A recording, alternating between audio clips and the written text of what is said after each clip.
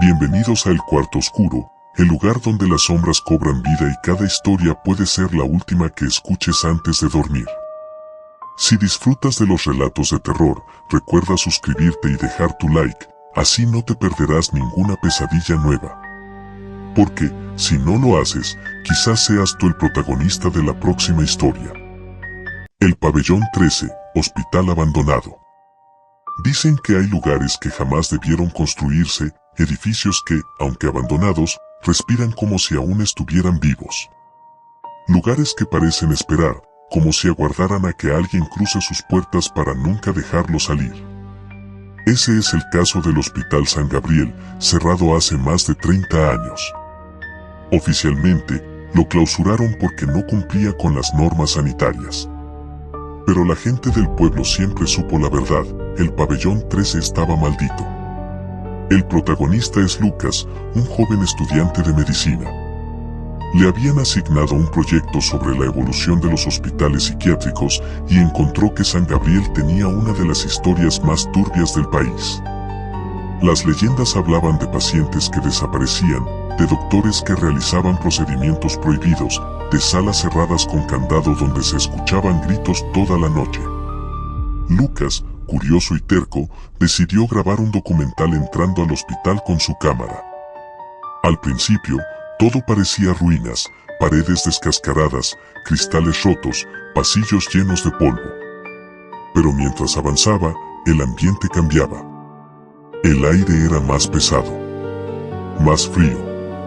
Y lo más perturbador, a veces sentía que el eco de sus pasos no era suyo, como si alguien más caminara justo detrás de él. Al llegar al Pabellón 13, la puerta estaba medio abierta, cubierta de óxido. Nadie debía estar ahí, pero Lucas juró que la bisagra aún se movía, como si alguien acabara de entrar. Adentro había camillas oxidadas, colchones viejos con manchas oscuras, y en las paredes, marcas de uñas como si alguien hubiera intentado escapar arañando el cemento. Lucas grababa, murmurando sus observaciones. Pero, de pronto, la cámara captó algo que él no notó en ese momento, en el reflejo de una ventana sucia, una sombra alta, inmóvil, detrás de él. A medida que exploraba, empezó a encontrar archivos médicos. Pacientes sin nombre, solo números. Algunos habían sido sometidos a lobotomías experimentales. Otros, a tratamientos con descargas eléctricas brutales.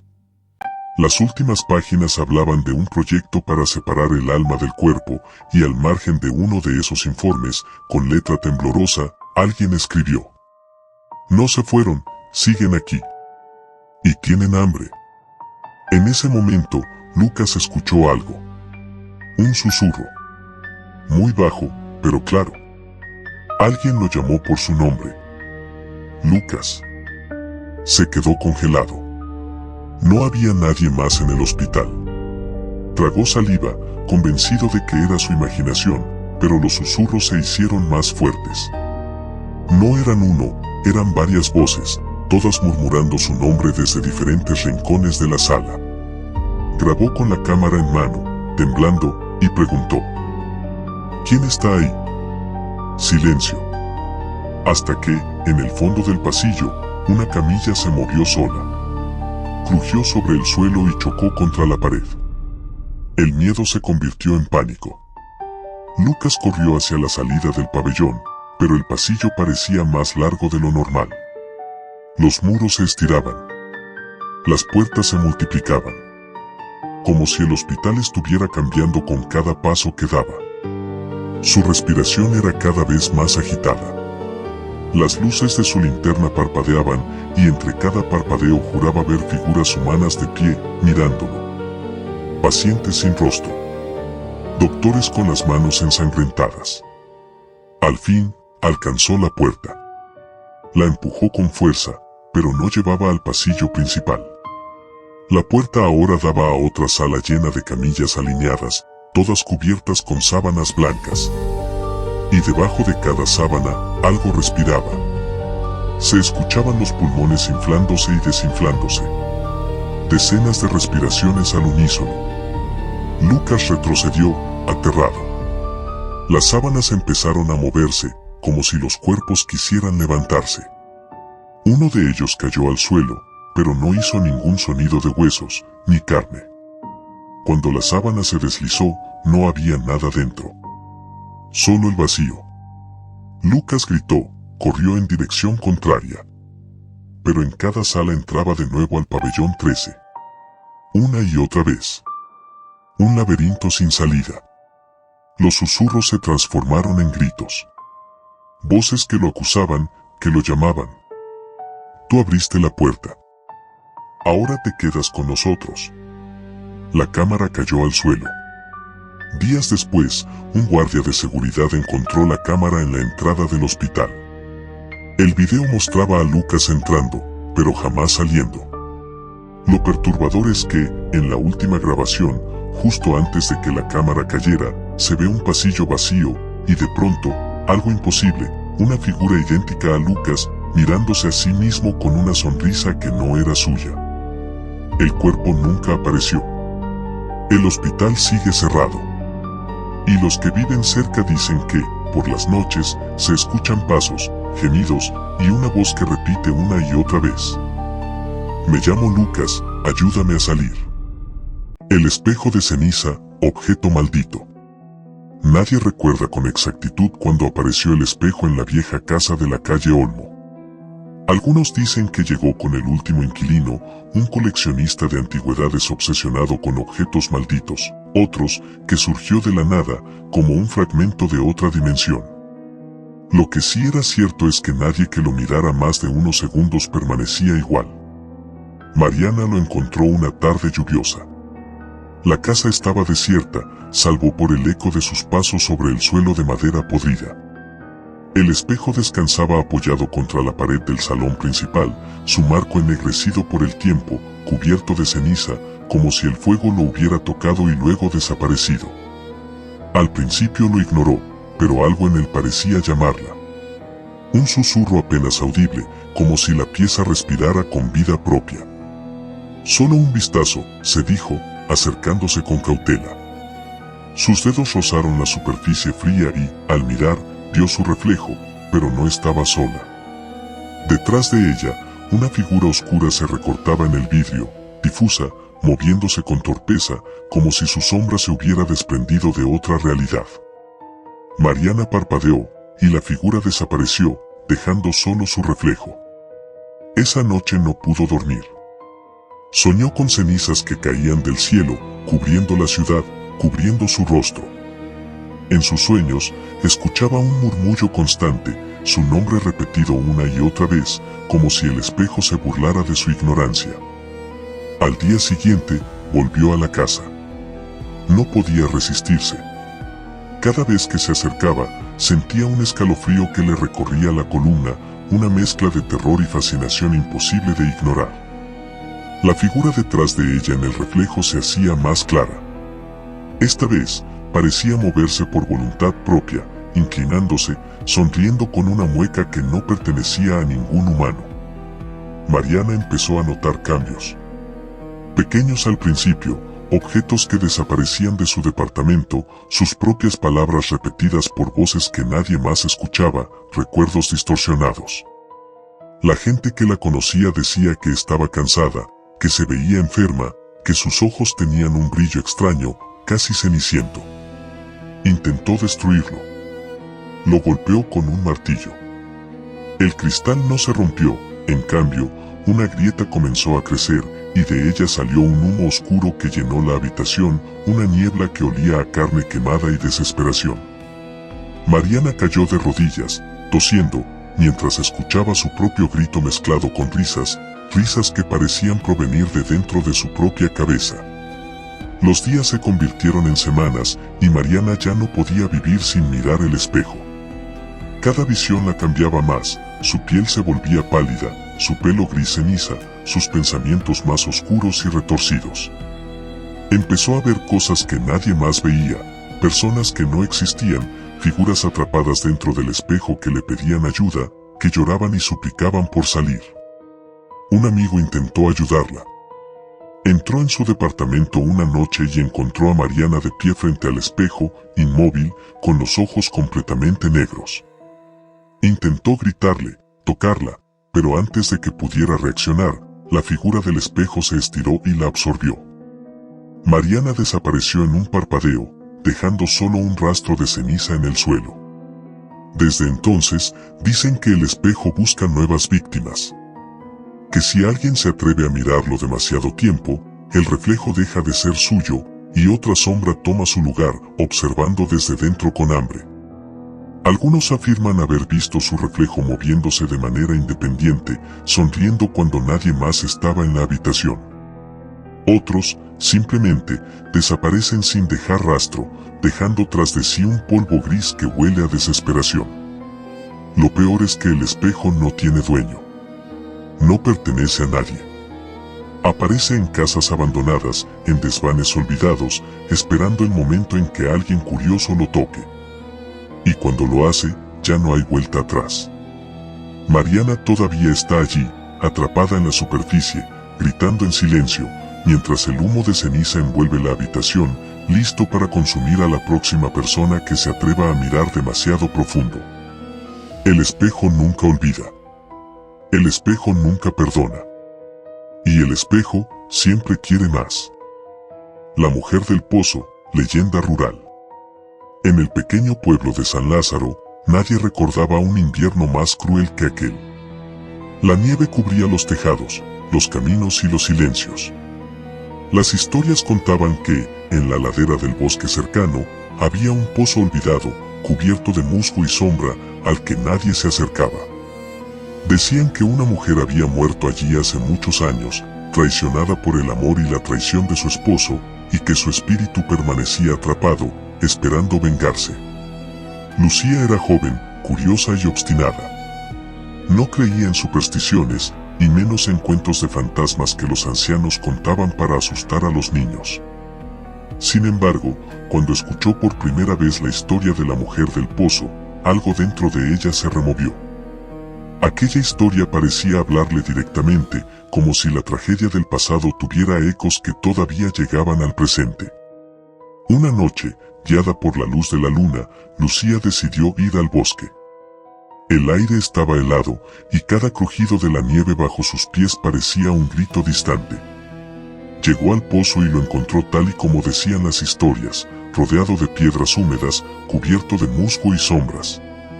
La boca del pozo parecía un agujero negro que tragaba la luz, y una brisa helada surgía de su interior, como si algo respirara desde lo profundo. «Hola», murmuró Lucía, casi riéndose de su propio miedo. «¿Estás aquí?». No hubo respuesta, solo un silencio tan denso que parecía aplastarla.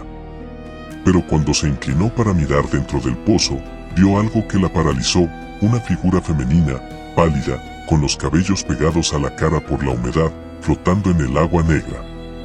Los ojos de la mujer eran vacíos, pero a la vez, llenos de un odio que atravesaba la noche. Lucía dio un paso atrás, tropezando con una piedra, y entonces escuchó un susurro, apenas audible. «Ayúdame». El miedo se convirtió en una curiosa mezcla de horror y compasión. Lucía extendió la mano, pero cuando intentó tocarla, la figura desapareció, dejando solo ondas oscuras en el agua. Esa noche, Lucía soñó con la mujer, la veía sufriendo, atrapada en un pozo sin fin, escuchando los gritos de traición, de abandono, de dolor. Y cada noche los sueños se hacían más reales, hasta que Lucía no distinguía entre la vigilia y la pesadilla.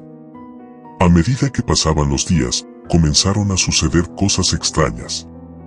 Lucía escuchaba susurros en la casa, puertas que se cerraban solas, sombras que se movían justo fuera de su campo de visión. La mujer del pozo parecía seguirla, invisible pero constante, obligándola a recordar historias de traición y muerte, historias que el tiempo había querido enterrar. Una tarde, decidida a poner fin al tormento, Lucía volvió al pozo con linterna y coraje. Llamó a la mujer, prometiéndole que la liberaría. Y entonces la vio, la mujer flotando, ahora más nítida que nunca, con los ojos que ardían de ira y tristeza. La figura habló, su voz un eco que parecía venir de todos lados a la vez. «No puedes salvarme, solo puedes unirte a mí». El agua comenzó a burbujear y un frío paralizante subió por las piernas de Lucía. Intentó retroceder, pero sus pies parecían pegados al suelo. La mujer emergió lentamente del pozo, y por un instante, Lucía vio su rostro, una mezcla de belleza y horror absoluto, un espejo de traición, de dolor y de locura acumulada durante décadas. «Debiste haberme escuchado», susurró la mujer mientras extendía su mano hacia Lucía. El frío se convirtió en un dolor que quemaba los huesos. La joven intentó gritar, pero ningún sonido salió de su boca. En un instante, fue arrastrada hacia el pozo, como si 1000 manos invisibles tiraran de ella. El pueblo despertó al amanecer con la noticia: Lucía había desaparecido. Solo el pozo permanecía, oscuro y silencioso, con una superficie lisa y negra como la obsidiana. Algunos juran haber visto una figura en el agua, con los ojos llenos de odio, observando a los curiosos que se acercaban demasiado. Otros aseguran que escucharon susurros que llamaban sus nombres, prometiendo historias de dolor y locura que terminarían donde ninguna luz puede llegar. Desde entonces, nadie se atreve a mirar dentro del pozo. Pero en las noches de luna llena, algunos aseguran que se puede ver una mujer flotando en el agua, llamando a los vivos a unirse a su tristeza eterna. Una mujer cuya tragedia nunca termina, una mujer que convirtió el pozo en su prisión y en su venganza. Y así, el pozo sigue ahí, esperando. Esperando la próxima curiosa alma que se atreva a mirar demasiado profundo. Esperando convertir la curiosidad en locura y el terror en tragedia eterna. Voces en la carretera, autopista fantasma. La carretera estatal 47 se extendía como una herida abierta en la tierra, infinita, solitaria, rodeada de campos áridos y bosques que parecían dormir bajo un manto de neblina. Los camioneros la conocían bien. Decían que, en ciertos tramos, la radio dejaba de funcionar, el aire se volvía denso y, si tenías la desgracia de manejar de madrugada, podías escuchar voces que no provenían de ningún lugar. Voces que pedían ayuda, o que te llamaban por tu nombre. Alejandro era un conductor experimentado. Había pasado media vida en la carretera, llevando mercancía de un lado a otro del país. La noche en que todo ocurrió llevaba horas conduciendo. Era casi medianoche cuando el cansancio lo obligó a reducir la velocidad. Encendió la radio para mantenerse despierto, pero solo escuchó estática. Maldijo por lo bajo y siguió conduciendo, con la mirada fija en la cinta de asfalto que parecía no tener fin. Fue entonces cuando la vio. Una silueta delgada, de pie en el arcén, levantando la mano para pedir aventón.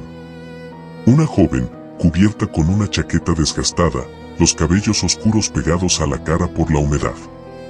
Alejandro dudó un instante, no solía recoger autoestopistas, pero la soledad de la carretera y el frío que se colaba por las rendijas de la ventanilla lo hicieron detenerse. Bajó la ventana y la invitó a subir. La joven no dijo nada. Solo abrió la puerta y se sentó en silencio, mirando al frente. Sus manos temblaban, y su piel estaba tan fría que Alejandro pensó que venía de la intemperie. Intentó iniciar conversación, pero ella apenas respondió.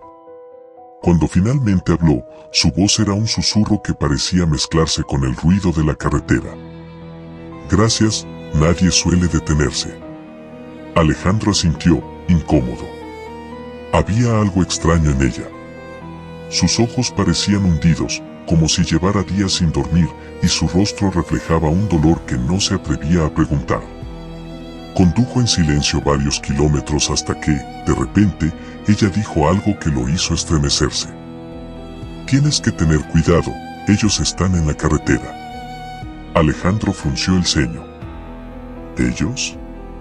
¿Quiénes? La joven no respondió.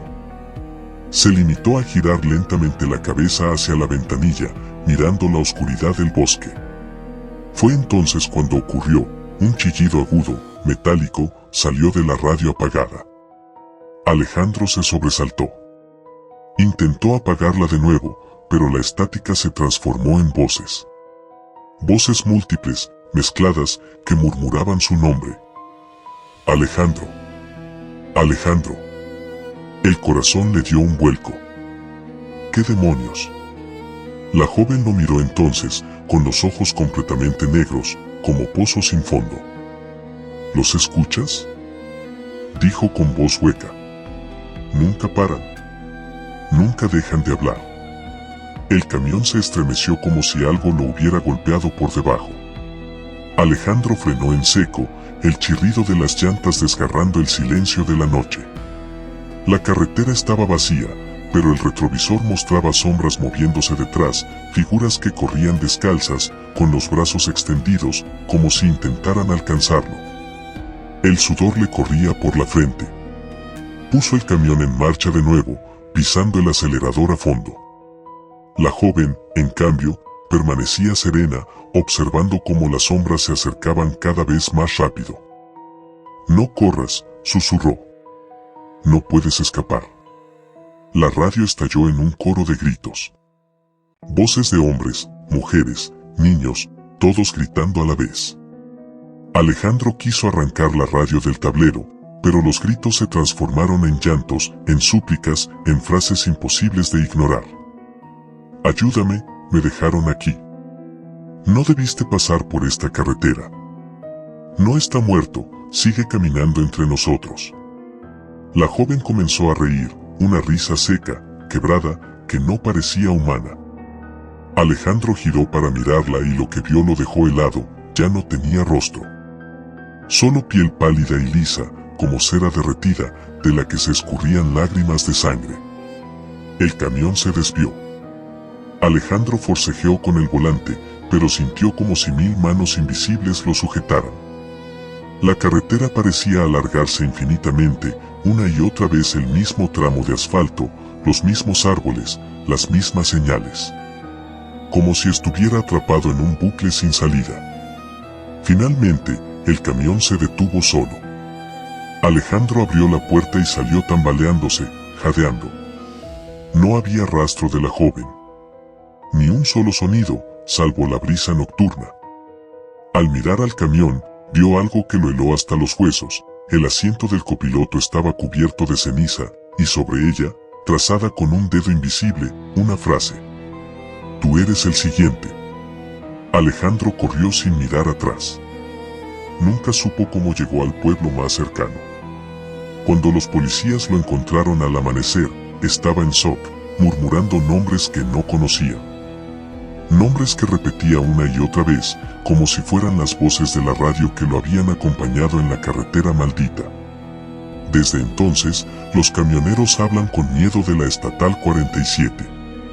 Algunos dicen que han visto a la joven levantando la mano bajo la lluvia, siempre en el mismo lugar. Otros juran que han escuchado voces por la radio, incluso estando apagada, voces que los llaman por su nombre, prometiéndoles que no están solos en la oscuridad. Y todos coinciden en lo mismo. Si alguna vez manejas de madrugada y alguien levanta la mano en la carretera, no te detengas. El niño que no dormía, pesadillas demoníacas. Daniel nunca había dormido. Desde bebé, sus padres notaron que algo no estaba bien. Al principio pensaron que era un insomnio pasajero, una de esas rarezas infantiles que desaparecen con el tiempo. Pero a medida que los años pasaban, la situación se volvía cada vez más inquietante. El niño podía permanecer días, semanas enteras con los ojos abiertos, sin mostrar cansancio, sin bostezar siquiera, sentado en la cama con la mirada fija en un punto que solo él parecía ver. Laura, su madre, lo llevó a médicos, especialistas y psicólogos. Todos coincidían en que era un caso raro, pero ninguno encontraba explicación. Algunos le dieron pastillas, jarabes y tratamientos experimentales, pero Daniel jamás conciliaba el sueño. Lo más aterrador era que, a pesar de la vigilia constante, no mostraba el agotamiento que cualquier ser humano debería sentir. Al contrario, parecía que el insomnio lo alimentaba. Pero Laura sabía que había algo más. De noche, lo sorprendía susurrando frases en lenguas que jamás había aprendido, palabras que la hacían estremecer hasta los huesos. A veces, entraba a su habitación y lo encontraba mirando a la pared con una sonrisa torcida, como si alguien le contara un secreto. Cuando lo confrontaba, él respondía con una naturalidad que le helaba la sangre: no estoy solo, mamá. Ellos vienen cuando cierro los ojos. Con el tiempo, Laura comenzó a tener sueños que no parecían suyos. En ellos caminaba por corredores interminables donde las paredes latían como si fueran de carne viva, escuchaba gritos de niños que nunca llegaba a ver y sombras con garras la rozaban desde las esquinas. Siempre despertaba empapada en sudor, con la respiración cortada, y al abrir los ojos encontraba a Daniel sentado frente a su cama, observándola en silencio, como si hubiera estado dentro de su sueño junto a ella. «Te lo mostré, ¿verdad?», le decía en voz baja, casi con ternura. Era un niño, pero en esos momentos su voz parecía contener siglos de desgaste, como si hablara a través de él algo más antiguo que el mundo. Cada día que pasaba, Daniel cambiaba un poco más. Sus ojos se hundían, oscuros y profundos, y su piel adquiría un tono ceniciento. Su voz se quebraba a veces en un registro tan grave que parecía imposible que saliera de una garganta infantil. Repetía frases inquietantes, como oraciones deformadas, y algunas noches se detenía frente al espejo, murmurando en ese idioma extraño mientras sus labios sangraban. Una madrugada, Laura lo encontró dormido por primera vez. El niño estaba tendido en el suelo de la sala, respirando con calma. Durante un instante sintió alivio, pensó que tal vez al fin había ocurrido lo que tanto habían esperado. Pero pronto notó que el aire de la casa se había enfriado hasta doler en los huesos. El reloj se había detenido y las paredes exudaban un líquido oscuro que olía a hierro y podredumbre. Desde los rincones de la sala, voces múltiples comenzaron a hablar al mismo tiempo, voces de hombres, mujeres y niños, todas pronunciando palabras en esa lengua desconocida. Laura lo sacudió con desesperación hasta despertarlo. Al instante, todo se detuvo, el frío desapareció, las paredes se secaron, el reloj volvió a moverse. Pero Daniel lloraba, con los ojos desorbitados, y le dijo entre sollozos: «No me dejes dormir, mamá. Si sueño otra vez, ellos van a salir». Desde entonces, Laura vivió aterrada. No se permitía pestañear demasiado tiempo, temía que si cerraba los ojos su hijo cayera en el sueño y desatara aquello que llevaba dentro. Consultó con sacerdotes, con exorcistas, con curanderos de pueblos lejanos. Algunos le dijeron que el niño era un portador, un receptáculo para algo demoníaco. Otros le aseguraron que si alguna vez lograba dormir profundamente, el velo entre el mundo y el infierno se rasgaría. Laura intentó protegerlo, pero cada día estaba más agotada. Ella sí necesitaba dormir, y cuando lo hacía, las pesadillas volvían. Veía a Daniel transformándose, su cuerpo quebrándose en ángulos imposibles, sus ojos convertidos en vacíos negros. Lo veía gritar con 1000 voces diferentes, mientras manos invisibles lo arrastraban hacia un abismo rojo. En esos sueños, Daniel siempre repetía lo mismo: «No soy yo, mamá. Soy todos los que soñaron antes que yo». Una noche, incapaz de resistir más, Laura lo encontró de pie junto a su cama. Tenía 7 años, pero su mirada era la de un anciano enfermo. Le pidió que lo dejara dormir con ella, que lo abrazara solo un momento. Su voz sonaba frágil, como la de un niño asustado.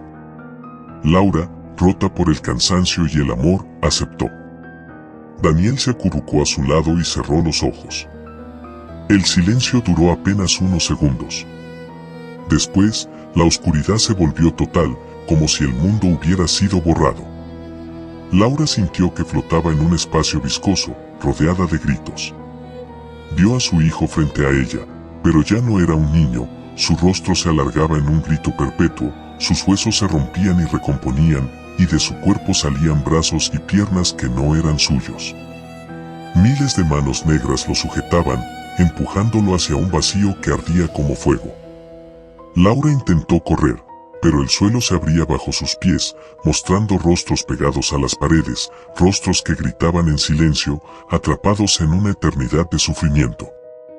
La voz de Daniel retumbó en todas direcciones, ya no infantil, sino multiplicada por miles de ecos: «El niño ya no existe.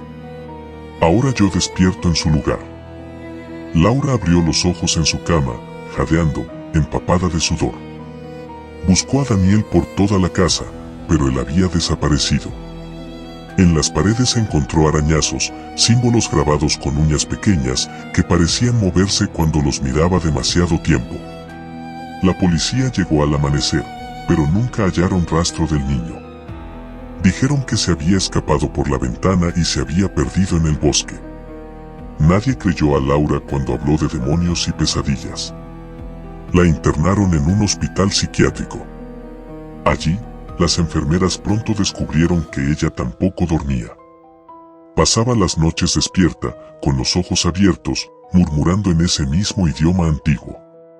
Y cuando, por agotamiento, cerraba los párpados unos segundos, los demás pacientes despertaban gritando, diciendo que habían visto pasillos de carne, sombras encorvadas y un niño que les susurraba al oído. A veces, en los pasillos del hospital, se escuchan risas infantiles a medianoche. Los guardias dicen que es imposible, que ningún niño vive allí. Pero los internos saben la verdad. El niño nunca se fue. El niño sigue esperando, en algún lugar entre el sueño y la vigilia. Y cuando vuelva a dormir, el mundo entero dormirá con él. El conjuro de ceniza, brujería que consume lentamente. La primera vez que Clara escuchó el nombre del conjuro fue en boca de una anciana del pueblo, una mujer que vivía aislada en una choza, a quien todos llamaban la bruja aunque nadie se atrevía a decírselo en persona. Se decía que guardaba secretos prohibidos, fórmulas que podían curar o destruir, y entre esos susurros prohibidos se encontraba la historia de un conjuro tejido con cenizas humanas, un ritual que no mataba de inmediato, sino que devoraba lentamente el alma hasta convertir al cuerpo en polvo. Clara escuchó aquellas historias como quien oye una advertencia absurda, pero su vida estaba marcada por la desesperación. Su esposo, Tomás, llevaba meses enfermo, consumiéndose de un mal que ningún médico lograba identificar. Cada noche su fiebre lo debilitaba más, y ella, desesperada, buscó ayuda donde fuera. Fue entonces cuando regresó a la anciana. La mujer le entregó un frasco de vidrio, dentro del cual reposaban cenizas grisáceas mezcladas con hierbas secas. Esto no sana, le advirtió, esto ata. Si lo usas, no hay regreso. La vida de quien lo reciba dejará de ser suya. Clara, cegada por el miedo a perder a Tomás, aceptó. Aquella noche, cuando Tomás deliraba de fiebre, Clara encendió velas negras y trazó un círculo en el suelo con las cenizas del frasco. Siguiendo las palabras susurradas por la anciana, entonó un rezo quebrado. El aire se espesó y el humo llenó la habitación, un humo que olía a carne quemada. El cuerpo de Tomás dejó de temblar, sus ojos se abrieron y respiró con calma por primera vez en semanas. Clara lloró de alivio, sin saber que en ese mismo instante había condenado a su esposo y a sí misma. Durante algunos días, Tomás pareció mejorar. Se levantó de la cama, sonrió, comió con apetito. Pero pronto comenzaron los signos. Su piel adquirió un tono ceniciento, sus uñas se quebraban con facilidad, y cada vez que tosía dejaba un rastro gris en el pañuelo. No era sangre, eran cenizas. Clara intentó convencerlo de que eran secuelas de la enfermedad, pero en su interior sabía que había algo más. Las noches se volvieron insoportables. Al dormir, Tomás hablaba en sueños con voces que no eran suyas, y Clara juraba ver sombras moverse detrás de las cortinas, como si algo hubiera entrado en su casa junto con el conjuro. Con el paso de las semanas, Tomás ya no era el hombre que había amado. Su mirada estaba vacía, sus gestos eran mecánicos, y a veces su voz se fragmentaba, como si alguien más hablara a través de él. Una madrugada, Clara lo encontró de pie frente al espejo, con la boca abierta, y de su garganta no salía voz, sino un humo gris que se deshacía en el aire. Cuando la vio, sonrió, y lo que quedaba en sus dientes no era esmalte, sino polvo. Clara regresó aterrada a la anciana. Le suplicó que revirtiera el ritual, que tomara lo que fuera necesario para salvarlo. La mujer negó con la cabeza. El conjuro de ceniza no devuelve lo que toma. No lo alimentaste con vida, lo alimentaste con muerte. Cada día que él sigue en pie, otro pedazo de su alma se quema. Y cuando se consuma por completo, tú serás la siguiente. Clara huyó de allí, desesperada. Pero ya era tarde. Esa misma noche, al abrazar a Tomás, sintió que su piel se deshacía bajo sus manos. La cama se llenó de un polvo gris que olía a hueso quemado. Tomás gritaba, o tal vez era otra cosa gritando a través de él, porque su voz era profunda, inhumana, y repetía su nombre una y otra vez. Clara intentó sostenerlo, pero el cuerpo de su esposo se desmoronaba, convirtiéndose en un montón de cenizas vivas que parecían arder sin fuego. Lo peor no fue verlo desaparecer. Lo peor fue lo que vino después. Entre las cenizas que cubrían la cama, los ojos de Tomás seguían abiertos, intactos, girando lentamente para mirarla. Y entonces escuchó un susurro en su oído, un susurro que no provenía de los labios de él, sino de las paredes, del aire, de todas partes. El conjuro nunca termina. Ahora es tu turno. Clara cayó de rodillas, llorando, pero al secarse las lágrimas notó que sus manos estaban manchadas de gris. Tosió, y de su boca salió un pequeño hilo de polvo. El proceso había comenzado. Comprendió con horror que el conjuro no se había llevado solo a Tomás. La había marcado a ella también. Desde esa noche, Clara camina lentamente hacia la misma condena. Su piel comienza a agrietarse, su voz se vuelve áspera, y cada día que pasa siente como algo dentro de ella se quema sin fuego. Nadie más lo nota, salvo por un rastro de cenizas que deja a su paso, un rastro que no puede ocultar. La anciana lo advirtió, el conjuro no sana, el conjuro ata. Lo que toma no lo devuelve. Y cuando la última ceniza caiga de su cuerpo, Clara no será recordada como víctima, sino como parte del humo eterno que se alimenta de los vivos. Porque el conjuro de ceniza nunca termina, solo cambia de dueño, buscando siempre al próximo desesperado que, cegado por el dolor, se atreva a invocar su poder. Y cuando llegue esa noche, el aire volverá a llenarse de humo y los susurros volverán a repetirse, como un eco infinito, lo que quemas afuera, se quema dentro de ti. La última transmisión de radio, predicciones macabras. La emisora local llevaba años en decadencia. Nadie escuchaba ya las viejas ondas AM salvo algunos camioneros solitarios y ancianos que se resistían a soltar sus radios polvorientos. Sin embargo, un rumor empezó a crecer entre los oyentes más fieles. A medianoche, en una frecuencia olvidada, podía escucharse una transmisión extraña. No era música ni noticias, era una voz grave, rota, que hablaba de cosas que aún no habían ocurrido. Aquel rumor llegó a Marcos, un periodista en paro que buscaba desesperadamente una historia con la que volver a ser relevante. Rió al principio, creyendo que era una leyenda urbana, hasta que una noche decidió sintonizar. A las 12 en punto, la estática del aparato se limpió de repente y una voz desconocida llenó la habitación. Era un hombre, o algo que intentaba sonar como un hombre. La sangre se derramará en la calle del mercado, un hombre caerá frente a todos, y el eco de su grito quedará atrapado en las paredes. Marcos se burló, pensando que era algún bromista con un transmisor pirata. Pero al día siguiente, al revisar las noticias locales, descubrió que en el mercado central un vendedor había caído muerto de un infarto, gritando de forma tan desgarradora que los testigos lo recordaban con pánico. Intrigado, volvió a escuchar la noche siguiente. La voz habló de un incendio en la fábrica de tejidos, mencionando incluso la hora exacta. Y al día siguiente, las sirenas despertaron al pueblo cuando el humo negro cubrió el cielo. Las predicciones se volvieron más oscuras cada noche. No hablaban de accidentes comunes, sino de tragedias, muertes y escenas macabras. A veces describía los rostros de las víctimas, otras veces solo dejaba silencios largos, como si lo que veía fuera demasiado terrible para contarlo. Marcos, fascinado y aterrado, comenzó a grabar cada transmisión. No podía dejar de escucharlas. La tercera semana, la voz mencionó su nombre. Marcos, dijo, con un eco distorsionado, ya sabes que es cierto. Tú también serás parte de la transmisión. El periodista casi dejó caer el aparato, pero no pudo apagarlo.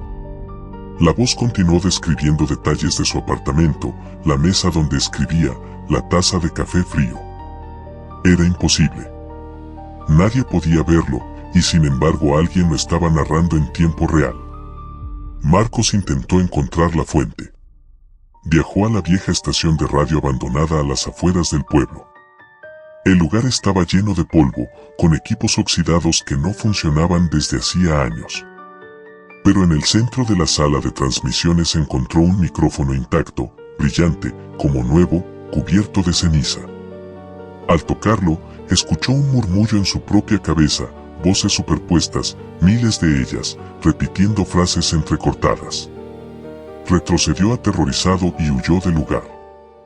Esa noche no quiso escuchar la transmisión, pero la radio se encendió sola a medianoche. El volumen subió al máximo y la voz habló de él otra vez. Estás huyendo, pero no puedes escapar.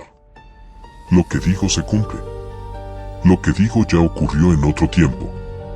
Lo que digo siempre se cumplirá. Las visiones comenzaron a acosarlo incluso despierto. Al caminar por la calle veía a la gente con los rostros deformados, como si ya estuvieran muertos. Escuchaba fragmentos de transmisiones inexistentes en el zumbido de las lámparas o en el chirrido de los frenos. Y cada vez que intentaba dormir, soñaba con un estudio de radio infinito, donde miles de locutores sin rostro murmuraban al mismo tiempo, todos narrando su muerte una y otra vez. Finalmente, la transmisión le anunció el final. Una noche, la voz dijo con claridad, la última transmisión será la tuya. Nadie más la escuchará. Solo tú, mientras la ceniza consume tu garganta. Marcos gritó que lo dejara en paz, que no lo quería escuchar más. Pero la voz rió, una risa hueca, mecánica. A las 12:05, su grabadora comenzó a reproducirse sola. Y en ella escuchó su propio grito, un grito que aún no había dado. Escuchó su respiración entrecortada, el sonido de pasos desesperados, el golpe de una silla cayendo. Escuchó cómo su voz imploraba ayuda, hasta apagarse en un último jadeo. Era su muerte reproducida con precisión, pero todavía no había ocurrido. Marcos trató de escapar del apartamento, pero la puerta estaba bloqueada. Golpeó, pateó, gritó, pero el aire comenzó a llenarse de humo invisible. Tosió, y de su boca salieron cenizas. La radio vibraba en la mesa, y la voz volvió a hablar, ya no eres oyente. Ahora eres parte de la señal. Te quedas con nosotros para siempre. Los vecinos dijeron después que nunca volvieron a ver a Marcos. En su apartamento no había rastro de él, salvo el aparato de radio encendido a medianoche, emitiendo solo estática. A veces, entre los chasquidos, alguien asegura haber escuchado un grito sofocado, como si un hombre estuviera atrapado dentro, implorando ser liberado. Hoy, la frecuencia aún puede encontrarse, aunque pocos se atreven a buscarla. Siempre a medianoche, una voz anuncia lo que ocurrirá al día siguiente. Algunos dicen que predice accidentes, otros que anuncia muertes inevitables. Pero todos coinciden en algo, tarde o temprano, la transmisión empieza a hablar de ti. Y cuando eso ocurre, la señal se convierte en sentencia. Porque la última transmisión no la escuchan los vivos. La última transmisión pertenece a los muertos. La casa que susurra tu nombre, entidad devoradora. Había una casa al final de la calle vieja, en la parte más sombría del pueblo. Nadie vivía allí desde hacía décadas, aunque siempre había señales de movimiento, una cortina que se balanceaba aunque no hubiera viento, una ventana entreabierta que alguien cerraba en cuanto uno desviaba la mirada. Los vecinos evitaban pasar frente a ella. Decían que si te detenías unos segundos, podías escuchar tu nombre susurrado desde adentro. Y si entrabas, nunca volvías a ser el mismo. Daniel no creía en esas historias. Era arquitecto, joven, racional, y estaba cansado de las supersticiones que, según él, solo alimentaban la ignorancia. Cuando recibió el encargo de inspeccionar la vieja casa para un proyecto de demolición, aceptó sin pensarlo. Al fin y al cabo, ¿qué podía encontrar salvo polvo y ruinas? La primera vez que cruzó el umbral, lo envolvió un silencio extraño, un silencio tan pesado que podía escucharse a sí mismo respirar con dificultad. El aire olía a humedad, pero también a algo más, como carne vieja, como tierra recién removida. Caminó por el vestíbulo con su linterna, observando las grietas en las paredes, el suelo de madera podrida y los espejos cubiertos por sábanas amarillentas. Todo parecía normal, hasta que escuchó su nombre. No fue un grito ni un llamado claro, sino un murmullo, como si alguien lo hubiera pronunciado desde muy cerca de su oído. Daniel. Se giró de inmediato, iluminando todos los rincones, pero no había nadie. Su corazón se aceleró, aunque intentó convencerse de que había sido el eco de su propia respiración. Continuó explorando, anotando detalles en su libreta. Sin embargo, el murmullo volvió a repetirse. Esta vez más fuerte. Más claro. Daniel. La voz parecía provenir de las paredes mismas, como si la casa lo reconociera. Y lo peor era la sensación que le provocaba. No era un llamado neutro. Era una invitación, casi una caricia en la conciencia, un tono dulce que escondía algo hambriento. Cada habitación parecía cambiar a su paso. Los muebles cubiertos de polvo aparecían en lugares distintos cuando regresaba. Las sombras eran demasiado densas en algunos rincones, como si ocultaran figuras agazapadas. Y en ciertos momentos juraba escuchar respiraciones entrecortadas detrás de las puertas cerradas. Decidió marcharse, pero al llegar al vestíbulo descubrió que la puerta principal estaba cerrada con llave, aunque él nunca la había cerrado. Tiró del pomo con fuerza, golpeó con el hombro, pero no cedía. Y entonces la voz volvió, más cercana que nunca: no te vayas, Daniel. El pánico se apoderó de él. Recorrió la casa buscando otra salida, pero las ventanas no se abrían y los pasillos parecían interminables. La arquitectura misma parecía cambiar, estirándose y contrayéndose como si la casa estuviera viva y jugara con él. En un corredor largo y oscuro, la linterna comenzó a parpadear.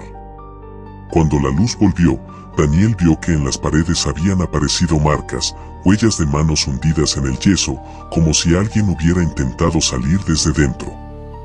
El susurro se multiplicó, ya no era una voz, sino muchas, todas pronunciando su nombre, unas dulces, otras rotas, otras con llanto, todas reclamándolo.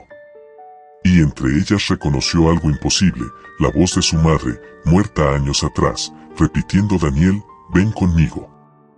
Sintió las piernas temblar. Corrió escaleras arriba sin saber por qué, como si algo lo empujara hacia lo más profundo de aquella pesadilla. Llegó a una habitación amplia donde un espejo cubría la pared. La superficie estaba empañada, y en ella se dibujaba su nombre una y otra vez, como si dedos invisibles lo trazaran desde el otro lado. Se acercó hipnotizado, y cuando estuvo a unos centímetros, la voz volvió a sonar, tan cerca que parecía salir de su propia garganta: te estábamos esperando. La superficie del espejo comenzó a ondular, y vio reflejos que no eran suyos, rostros pálidos, deformados, con ojos vacíos, todos mirándolo con hambre. Entonces comprendió la verdad: la casa no estaba vacía. Se alimentaba de quienes entraban, devorando sus nombres, sus recuerdos, sus almas, atrapándolos en sus paredes y espejos para siempre.